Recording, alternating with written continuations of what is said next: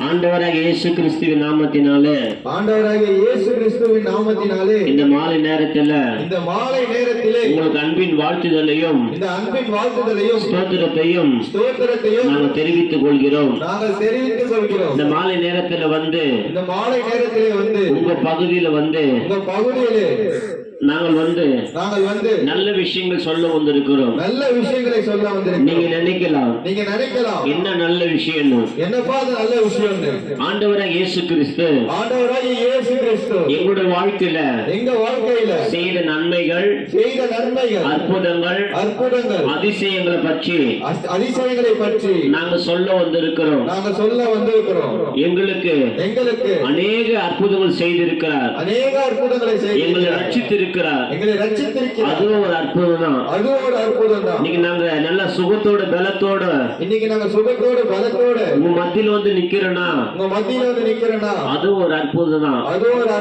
நீங்க எங்களை போல வாலிபரா இருக்கிறவர்கள் நீங்க அநேக பேரு குடிக்கும், கஞ்சாவுக்கும், சினிமாவுக்கும், நடிகர்களுக்கும், நடிகைகளுக்கும், அரசியல்வாதிகளுக்கும், கிரிக்கெட் பிரபலங்களுக்கும் எல்லாம் இன்னைக்கு அடிமையா இருக்கிறாங்க.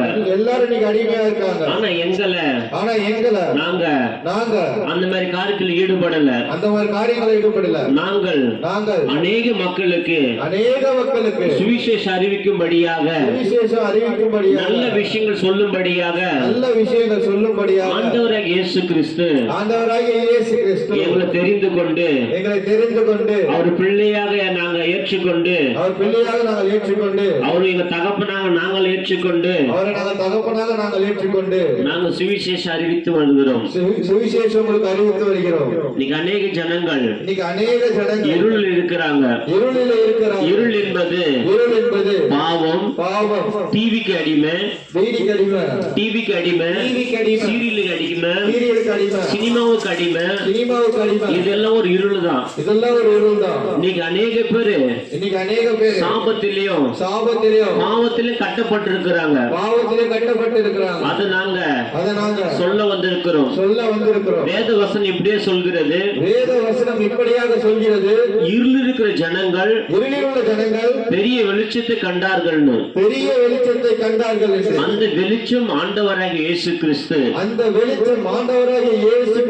ஏன்னா ஒரு பாவத்திலிருந்து விடுதலை கொடுக்க முடியும்,